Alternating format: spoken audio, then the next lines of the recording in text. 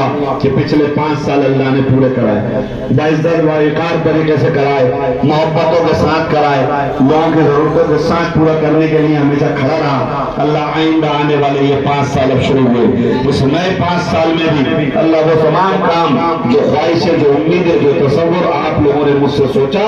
میں کوشش کروں گا اپنی ذات سے کہ اللہ وہ پورا کرائے۔ ہر ایک شخص کے چہرے پر خوشی دیکھنا میرا مقصد ہے۔ میں چاہتا ہوں کہ میرے علاقے کا، میرے شہر کا ایک ایک شخص خوشحال رہے، اس کے لیے جو بنے گا ہم سب کریں گے۔ ہم اس امیدوں کے ساتھ کہ اللہ نے جو امتحان ہم سے لکھا ہے اس پہ کھڑے اتریں گے اور پوری طاقت سے پورے بھوپال کو ایک طرفہ ماحول بنائیں گے۔ اور جب میرے خلاف ماحول بنتا تھا، چناؤ میں لوگ سوال کرتے تھے، میرے خلاف نفرت کا ماحول بنتا تھا، تو میں لوگوں سے کہتا تھا کہ ان کو ان کا کام کرنے دو، میں نے محبت بانٹی ہے،